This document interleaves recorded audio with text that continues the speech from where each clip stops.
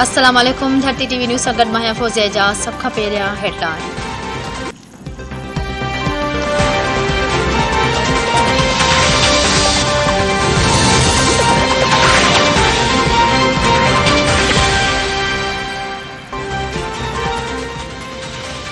सियालकोट में पीटीआई पारां बिना इजाज़त जलसे जूं तैयारियूं। पुलिस उस्मान डार समेत केतिरनि पीटीआई कारकुननि खे हिरासत में वठी छॾियो।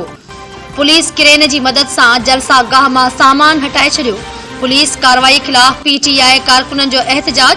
पीटीआई अॻवान उस्मान डार चयो आहे त इमरान ख़ान सियालकोट में जलसो करण लाइ ईंदो। पुरअमन जलसो संदन क़ानूनी ऐं आईनी हक़ आहे।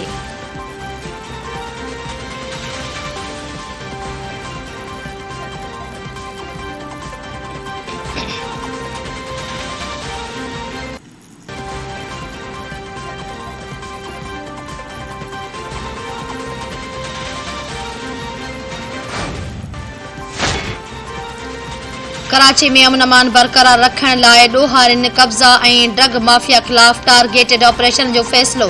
वॾे वज़ीर सैयद मुराद अली शाह जी सदारत हेठि एपेक्स कमेटी जो इजलास। एजेंडा में मजमूई तौर अमन अमान जी सूरतहाल, कराची में क्राइम इंटेलिजेंस रिपोर्टूं, गैर क़ानूनी लॾपॾाण, ज़मीनुनि ते कब्ज़ा शामिल।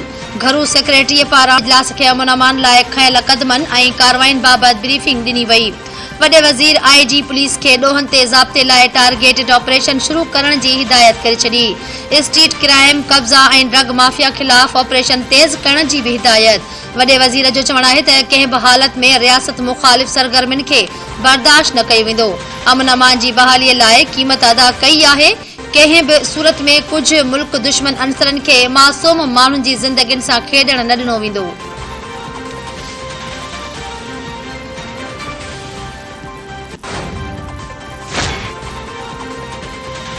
इस्टेब्लिशमेंट खां पैगाम अची रहिया आहिनि, पर आऊं कंहिं सां न पियो ॻाल्हायां।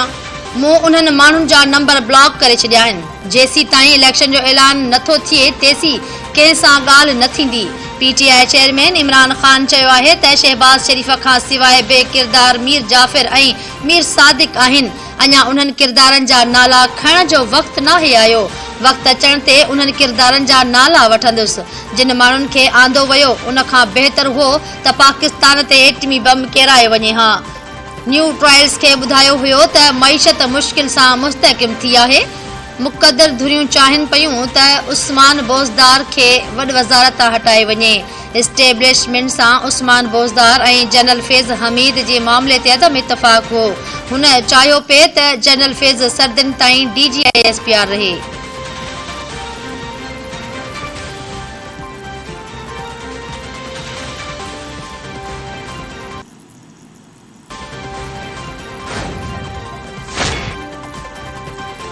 सिहत खाते पारां इस्लामाबाद, कराची, लाहौर जे हवाई अॾनि ते अॼु खां कोरोना रैपिड टेस्टिंग जो फ़ैसिलो।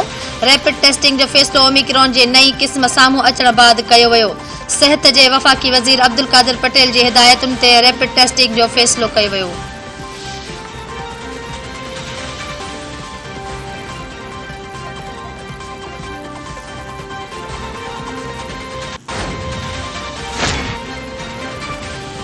ऐं मुल्क जे अक्सर इलाइक़नि में मौसम अॼु बि ख़ुश्क ऐं गरम रहंदी।